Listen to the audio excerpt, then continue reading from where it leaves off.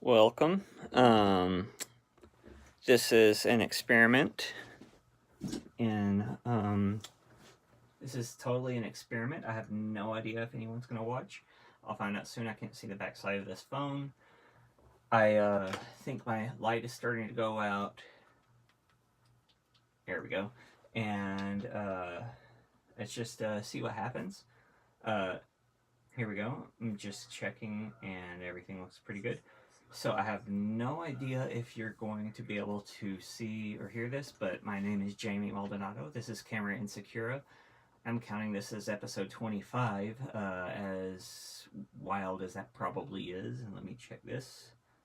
I know probably no one's going to watch this live, and that's probably a good thing. That way I can experiment and fill. But in short, I've been doing this twice weekly vlog, and I love it, but I realize my production value is sliding off as my work schedule is getting intense. And I want to give you quality content like with B-roll and fact checking and more importantly, I want it to be I want it to be. Oh, I got someone watching. Hello. Feel free to say hi. I'm attempting to watch my live chat. So, yeah, I'll answer any questions you have. And like I said, I'm on the description. I'm going to talk about Capture One Pro's support of Fujifilm medium format digital cameras now. I have a history with Capture One Pro, and it's not necessarily a positive one, but that might be changing. And and I'm also going to do this. I'm getting off track. Anyway, so to start, the reason I'm doing live broadcasts is I needed to do something midweek that was low on the production end, like because if I shoot, even if I shoot a lot of B-roll through the week, I just don't have time to splice together a vlog entry through the evenings and then have it ready on Thursday and Monday mornings. I've been putting in a lot of late nights and I haven't had much B-roll. And honestly, in small towns, that's kind of the life, you know. And it's the life. And there's I don't have majestic hills, and sometimes my B-roll is like I earlier today I tried to do B-roll of boiling eggs, and it's not like Peter McKinnon coffee B-roll. I'm working on it, but I decided that okay, I could go once a week and be able to step up the production value again. But YouTube rewards people who are more frequent posters, and I didn't want to just do like a 2 or 3 minute mini tutorial. I feel like those didn't really get any traction whatsoever when I did do them. And sorry if I keep looking at my thing now and then, but this is my first time and I haven't got my setup very well, as you can see. So, um, yeah, I'm going to try a Wednesday night earlier than this usually, I believe, unless this explodes and then cool. But I'm going to try a Wednesday night live stream because I just, even if I stream for 2 hours somehow, it's going to be easier on my schedule. And hopefully give a new way of engaging my viewers, which I always love doing and I enjoy. I've got 3 watching. Hello, 3 people. Please feel free to say hi. So my point with tonight's live broadcast, other than just trying, is first you'll notice that I've got this huge mess behind me, and that's because I'm rearranging my room. I showed some of my floating shelves in last week's video. Uh, that I made, and I'm completely redoing my room, sort of turning it into a studio slash just really renovating it and getting my life in order. So because I have like, I haven't even counted how many photo books I have. I have a ton of photo books, and oh, Michael Hampton, cool, good to see you. There's a slight delay on my computer, I've noticed, but I'll try to keep it real time if you have any questions. And thanks for watching. I have 3 viewers, which is 3 times more. I think I'm one of them because I don't have my OBS set up or anything. But yeah, what I'm trying to do is I'm trying to turn my bedroom into an office slash studio. And also, I have probably hundreds of photo books, and I don't have anywhere to read them. And I got a dog who spends a lot of time in here, and I can't just like leave him on a bed or leave him on something. And it's artifacts of having lived in two places during grad school, and now I'm kind of like trying to figure out how to live where I am now. And so I wanted to set up my photo book collection so it was readable and something I could like leave out and read. Uh, Hello, fourth person. All right, we have an audience. And I'm gonna make sure my audio is still working. If there are any technical difficulties, I have my computer basically muted because feedback is a thing, and I'm just doing this on my phone, my iPhone 10s, which is wonderful, by the way. Um, oh, Koi, hey, thanks for tuning into my extremely unproduced test live stream. I always wanted to be a late night talk show host. I guess I grew up on David Letterman back in his NBC days and CBS, and so maybe I'll sort of maybe do nothing like that, but in my dreams. But so yeah, I'm installing this weekend. I hope track shelves all across the walls here to house my photo book collection, and I'm gonna have an extra desk, and I've built a table actually for my computer setup and everything. So it's gonna be a whole new look. I'm painting the walls. You can't really see it. I would show you right now, but it's this setup is too weird. But I'm going to have a whole episode on how I set everything up and how I made it to kind of maximize my home studio space as an artist. That's one of the things I never thought about being a photographer, and that or the crossover between being an artist and a photographer. Is that I never thought of the studio space as anything other than like the photo studio. And when I was in grad school, I had a little box, basically was a studio, and I was introduced to the idea of the studio as kind of a workspace, and also, but still, I never connected it with photography as clearly as like painters or people who work with like clay or whatever do. And there's a word for that, and I'm going totally blank. But it was Todd Hido who was talking about his studio setup and his studio space. Todd Hido is this great photographer, highly recommended. And he was talking about how his home studio space, and how he mocks up his books and shows and everything. And it made me rethink my approach to the studio space. So that's what I'm doing at home. So I promised I would explain what I was going to do when the power went out the other day when I was making an entry. And so what I was going to do is I had a review of this Rodland. Okay, wait, that was sorry. Let me see.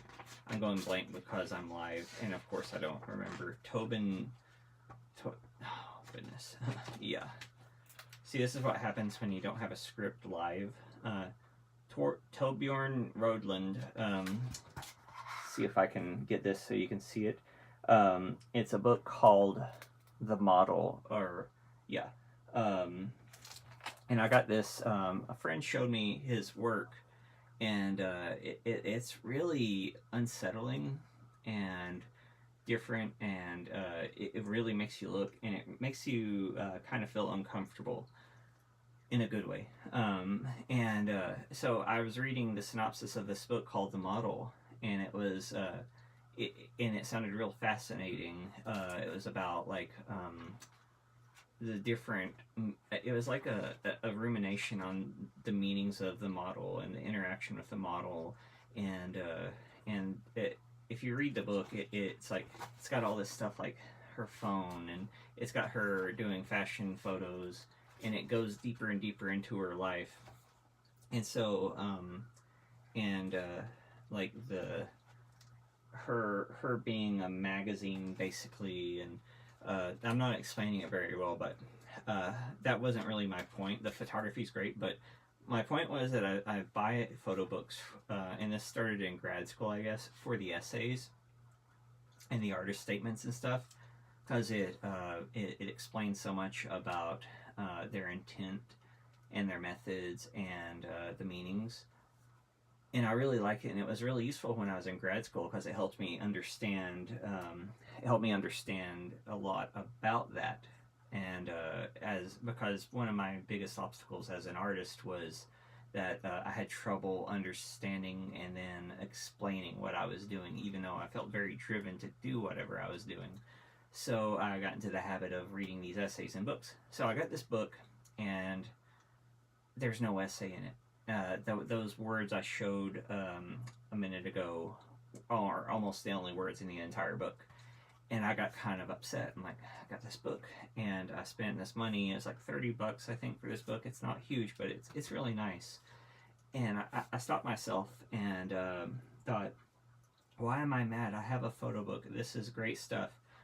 And I realized it was kind of being lazy, and I was kind of spoon feeding. I was expecting to be spoon fed, and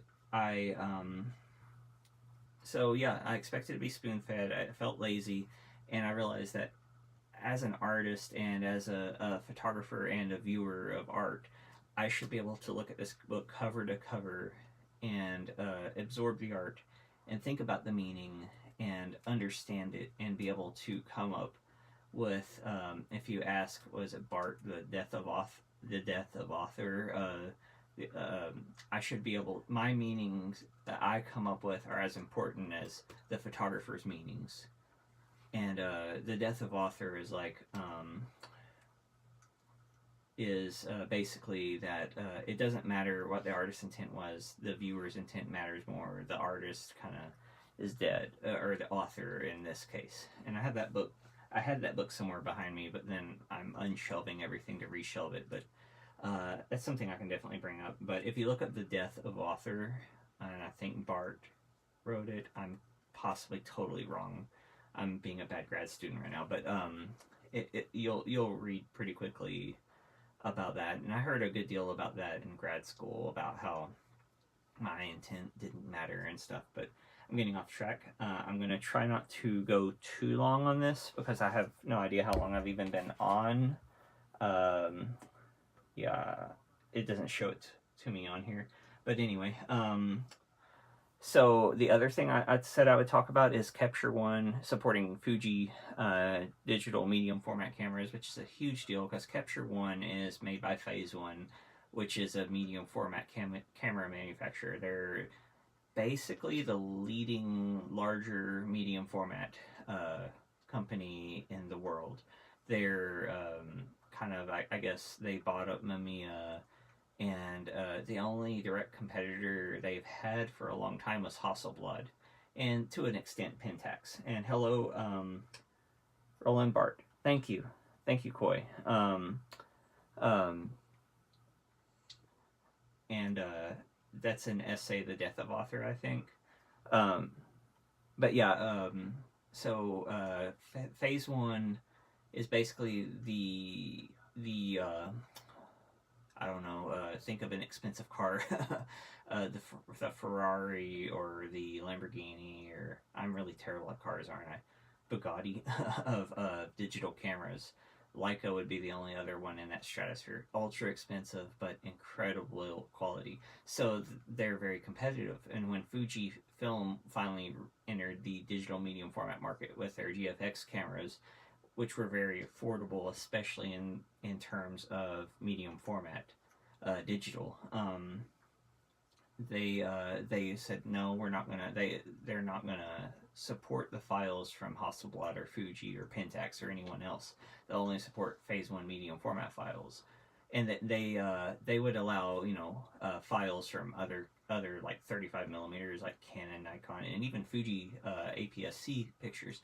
But I think it was just today or yesterday they announced that they would accept Fujifilm support for medium format. And so I have a history with Capture One, which is that I used it a few years ago, and I liked it. I paid almost $200 for the program, Capture One Pro, which is basically a super advanced version of Lightroom. And it's got great tethering capabilities. It's really wonderful, but as it aged into the next version that from the one I had, I noticed all my files started corrupting, and it basically became where I couldn't really use the program at all, and I didn't want to spend another $200 upgrading it to the next version, and so I just kind of blew it off and decided to go back to Lightroom, and so that's where I've been.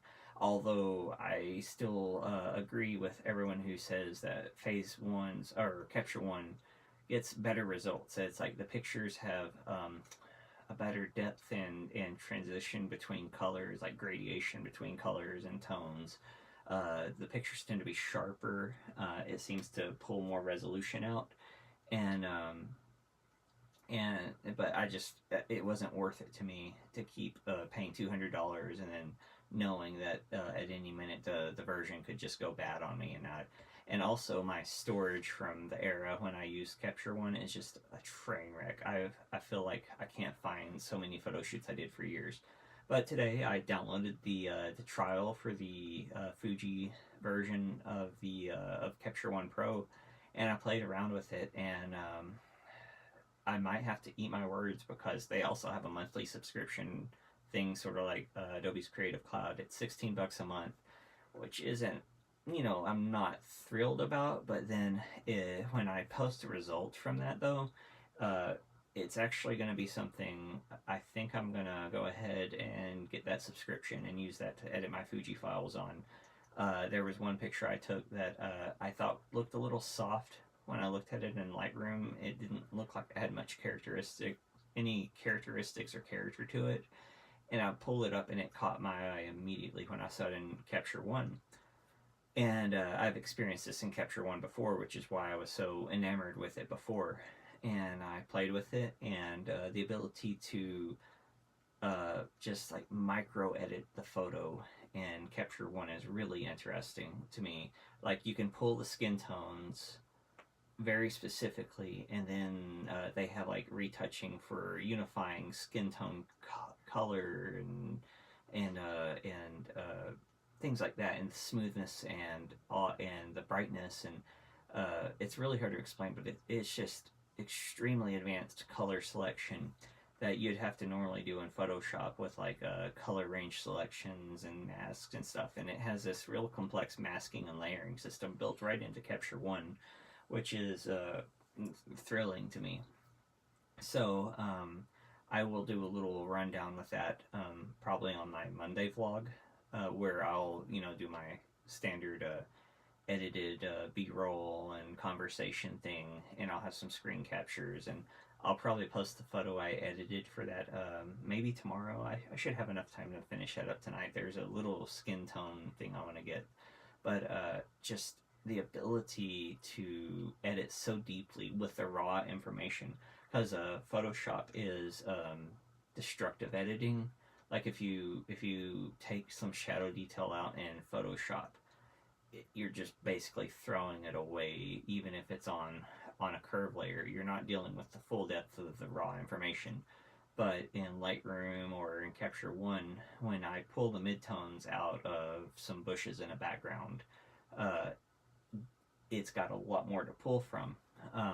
So I'm really excited to see where that goes, and I'll definitely have an update with that. So I guess the other things I'll talk about real quick is I'm still using the iPhone XS that I got a week ago or less, and I'm really enjoying it. I am totally in love with it. All the people who say it's no good or whatever, or underwhelmed with it, I really don't know what they're talking about.